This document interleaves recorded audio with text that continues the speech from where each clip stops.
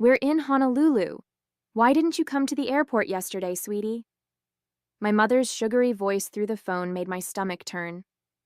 I stood frozen in the middle of Dallas International Airport, my packed suitcase beside me as the truth slowly sank in. They had deliberately lied about our flight date. My name is Jocelyn Adams, and I never thought my own parents would stoop this low. I'd been looking forward to this family vacation for months, desperately needing a break after an exhausting quarter at work.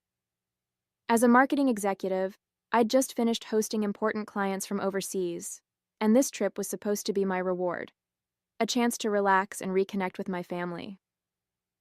"What do you mean yesterday?" I managed to say, my voice shaking. "You told me the flight was today at 2 p.m. I have the text messages to prove it." The bustling airport suddenly felt suffocating as other travelers rushed past me, their excitement for their own journeys only highlighting my growing devastation.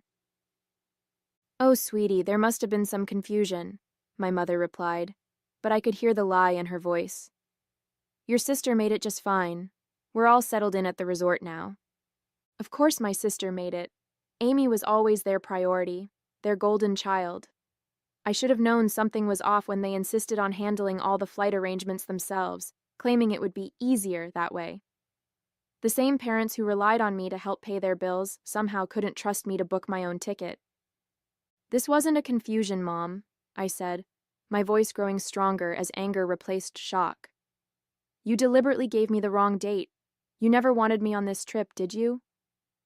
The silence on the other end was deafening. Then, "Now, Jocelyn, don't be dramatic. These things happen." I ended the call, my hand trembling. Around me, families embraced as they prepared for their own vacations, while I stood alone, betrayed by the people who should have loved me most. The irony wasn't lost on me. I'd been sending them money every month for the past 2 years, helping them maintain their lifestyle after my dad's early retirement. They relied on my financial support for everything from medical bills to groceries, and still, they chose to exclude me from our family vacation. Looking at my useless suitcase, I felt tears welling up in my eyes. But more than sadness, I felt a burning anger rising inside me. This wasn't just about a missed vacation. It was about years of manipulation and favoritism. And standing there in the airport, I made a decision that would change everything. I've always wondered if my parents ever truly saw me as their daughter, or just as their personal bank account. Growing up, everything was about Amy. Her dance recitals, her straight A's, her perfect smile. I learned to live in her shadow, but I never stopped trying to earn my parents' love and approval. After graduating college, I threw myself into my marketing career, working overtime and weekends to climb the corporate ladder. While Amy pursued her dreams of becoming an actress, funded by our parents' retirement savings, I was building something real. Within 5 years, I had earned my position as the youngest executive at my firm, managing major client accounts and a team of 15 people. That's when my dad decided to retire early due to his arthritis. Their savings had dwindled from supporting Amy's failed acting career, and suddenly they were struggling to make ends meet. Without hesitation, I stepped in to help. Every month, I sent them $2,000 to cover their mortgage and utilities. When unexpected medical bills came up, I covered those too. Last year alone, I gave them over $30,000, money I had planned to use for a down payment on my own house. "We're so blessed to have such a generous daughter," my mom would say during our weekly calls. But those calls always ended the same way, with updates about Amy's latest audition or her new headshots. They never asked about my work or my life unless they needed something. 2 months ago, when they mentioned planning a family trip to Hawaii, I was thrilled. Finally, a chance to spend quality time together. They insisted on handling all the arrangements since Dad had airline miles to use. "Don't worry about anything," they said. "Just focus on your big client meeting. We'll take care of everything." Like a fool, I believed them. I even transferred extra money to their account to help cover the resort expenses. "It's the least I can do," I told them, imagining lazy days on the beach and family dinners watching the sunset. I thought maybe this trip would be different, that they would finally see me as more than just their financial safety net. Instead, Here I was, standing in an empty airport with a packed suitcase and a broken heart. My phone buzzed with a new message, a photo from Amy of her and our parents at the beach, cocktails in hand. The caption read, "Family vacation begins. Missing you, sis. Wish you could have made it." The rage that filled me in that moment was unlike anything I'd ever felt before. Standing there in the airport, staring at Amy's photo, something inside me finally snapped.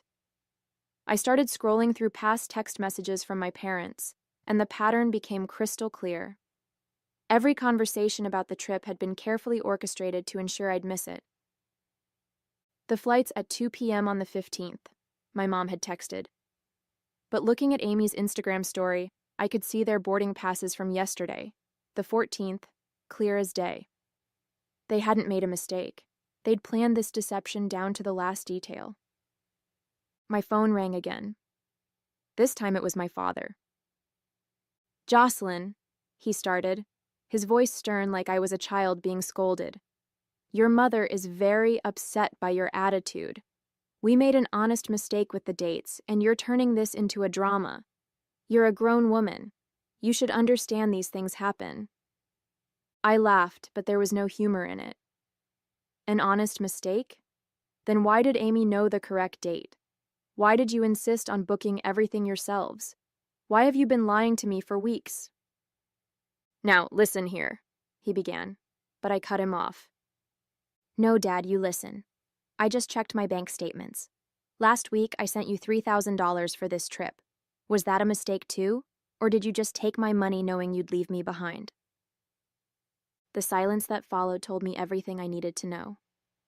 "Jocelyn," he finally said, his voice softer now, trying a different approach. "You know we're on a fixed income. We needed that money for the trip. You're doing so well in your career. You understand about making sacrifices for family, don't you?" My hands were shaking so hard I could barely hold the phone. "Sacrifices for family? I've been making sacrifices for years. I've given up my savings, my dreams of buying a house, everything to support you and Mom. And this is how you repay me?" "Don't be selfish," he snapped. "Your sister needed this vacation. She's been under so much stress with her acting career and—" "Her acting career?" I interrupted, my voice rising. "You mean the hobby you've been funding with my money while she lives rent-free in your house? The auditions that never lead anywhere while I work 60-hour weeks to support all of you?" "That's enough," he shouted. "I won't stand for this disrespect. You've changed, Jocelyn. Money has made you cruel." In that moment, something shifted inside me. The hurt was still there, but now it was hardening into resolve. "You're right about one thing, Dad. I have changed, and things are about to change even more." I ended the call and opened my banking app. It was time to close the Bank of Jocelyn, permanently. The drive home from the airport was a blur of anger and determination. I spent the evening documenting everything: screenshots of text messages, bank transfers, a detailed spreadsheet of every penny I'd given them over the past 2 years. The total made me feel sick. $47,850. That's what my parents' love had cost me. The next morning, I walked into my bank and closed the joint account I'd opened to transfer money to them. Then I called my company's HR department to remove my parents as beneficiaries from my life insurance policy. With each step, I felt lighter, as if I was finally breaking free from invisible chains. That's when the messages started flooding in. First came the guilt trips from my mother. "I can't sleep knowing you're upset with us. This is tearing our family apart. How could you be so heartless?" Then Amy joined in. "Oh my God, you're being so dramatic. It was just a miscommunication. Mom's crying every day because of you." But it was my father's message that really showed their true colors. "We raised you better than this. After everything we've done for you, this is how you repay us? Your mother needs her medication refilled this week. Don't you dare abandon your responsibilities to this family." I stared at my phone, amazed by their audacity. My responsibilities to the family? What about their responsibility to treat me with basic respect? Instead of responding, I drafted a clear, firm email. Dear Mom, Dad, and Amy, I've done a lot of thinking since yesterday. The Hawaii incident wasn't a miscommunication. It was a deliberate choice to exclude me while still taking my money. This pattern of behavior ends now. Effective immediately, I am cutting off all financial support. The money I've provided was a choice, not an obligation. You'll need to find another way to cover your expenses. Do not contact me about money again. I need time and space to reevaluate our relationship. Thanks. Within minutes, my phone exploded with calls and texts. My mother left sobbing voicemails about how they'd lose the house. Amy sent angry messages calling me selfish and heartless. My father's texts grew increasingly threatening, warning me about consequences if I didn't come to my senses. I blocked them all.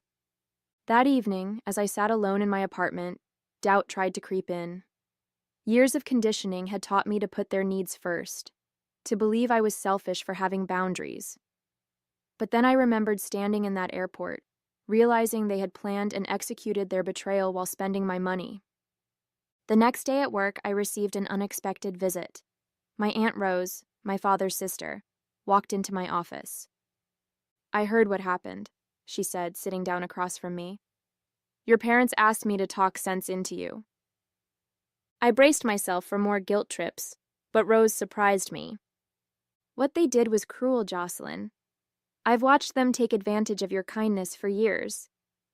It's time someone told you the truth. You deserve better than this. Tears welled up in my eyes as she reached across the desk and squeezed my hand. Finally, someone in my family saw me. Really saw me. They'll try everything to pull you back in, Rose warned. Stay strong. You're doing the right thing. 2 weeks after sending that email, I discovered something that made the Hawaii incident look trivial. Rose called me during my lunch break, her voice tight with concern. Jocelyn, I need to show you something. Can you come to my house after work? When I arrived, she had a stack of papers spread across her dining room table. Your father came to me last week, asking for a loan. He let slip some things that didn't add up, so I did some digging. What she showed me made my blood run cold. Bank statements, loan applications, and credit card bills painted a disturbing picture. My parents hadn't just been using my money for basic expenses. They'd been living far beyond their means, counting on my support to cover their extravagant lifestyle. Look at this, Rose pointed to a credit card statement. They took out a new card in your name 3 months ago. Have you checked your credit report recently?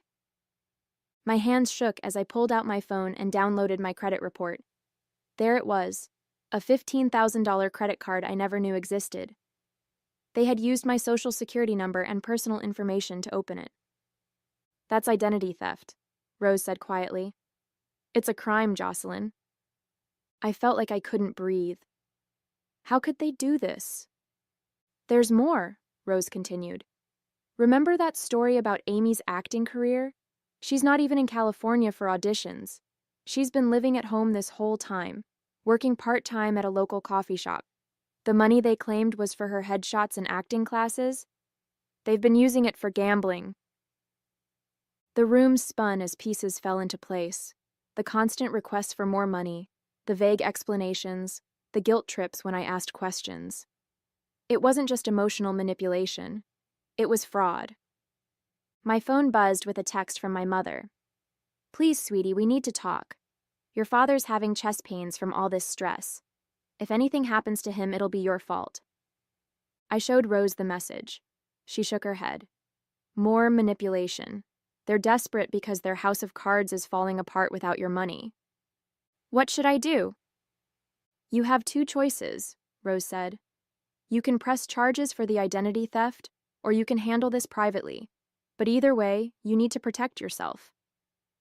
I thought about years of sacrifice, of putting their needs before mine, of believing their lies. The chest pains, the tears, the guilt trips. It was all part of their game. I want to talk to them one last time, I said, face to face. But I need you there with me. Rose nodded. I'll set it up. But first we need to gather evidence and freeze your credit. They've shown you who they really are, Jocelyn. Believe them. That night I couldn't sleep. I kept thinking about all the dreams I'd put on hold to support them. The house I wanted to buy, the vacations I never took, the savings I should have had. They hadn't just stolen my money, they'd stolen years of my life. But as I lay there, something else occurred to me. For the first time in my adult life, I felt truly clear-headed.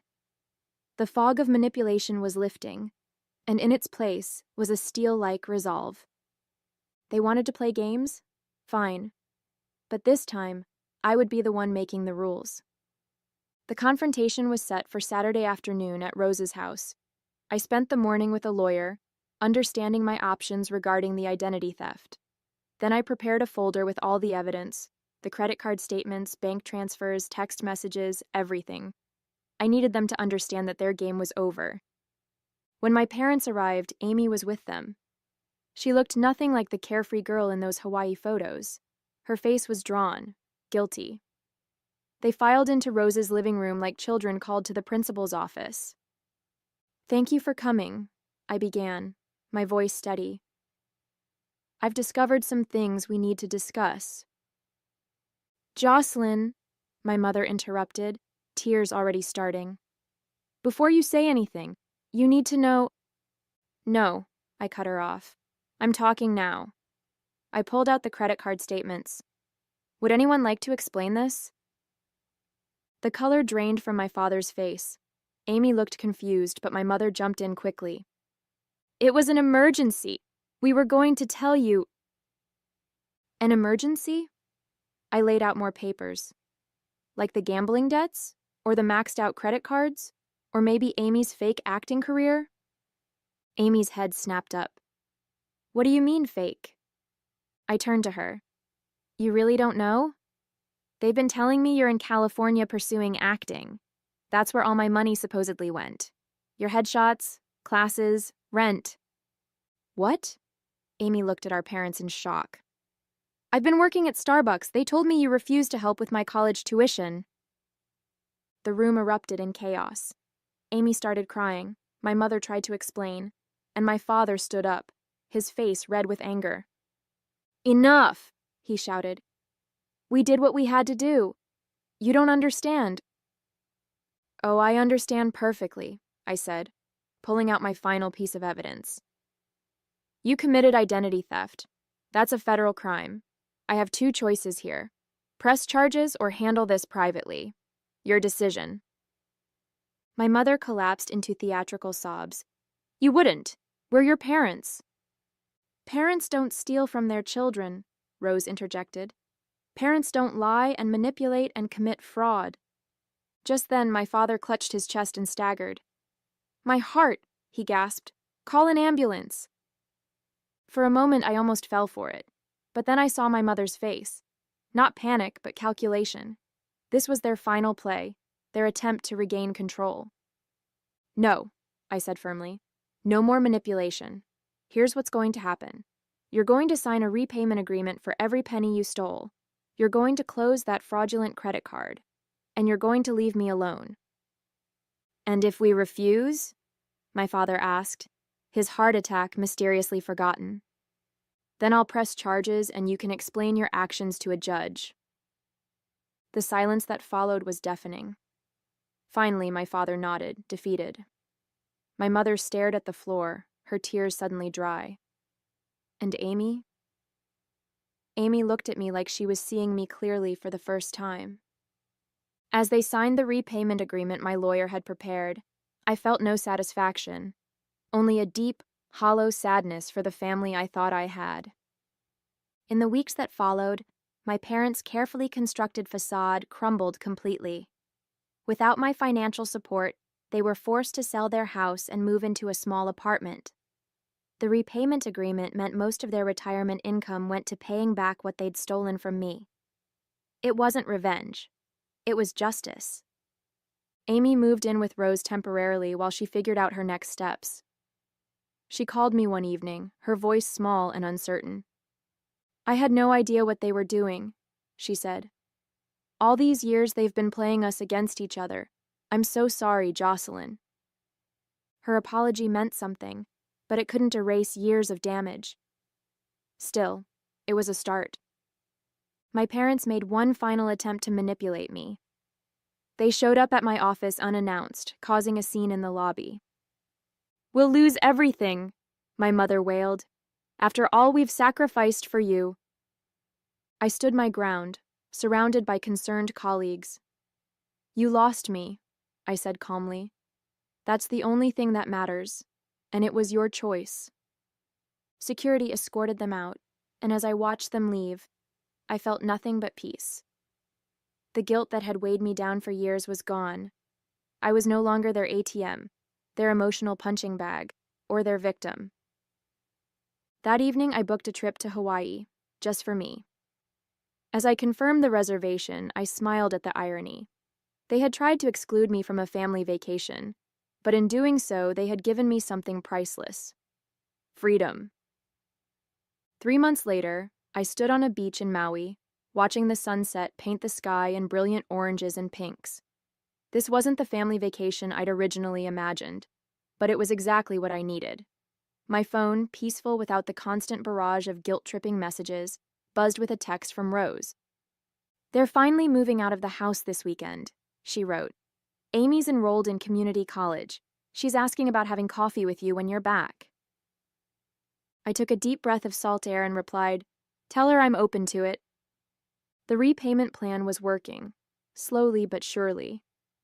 My parents had sold most of their possessions, and every month, a check arrived from them without fail. Not because they were sorry, but because they had no choice.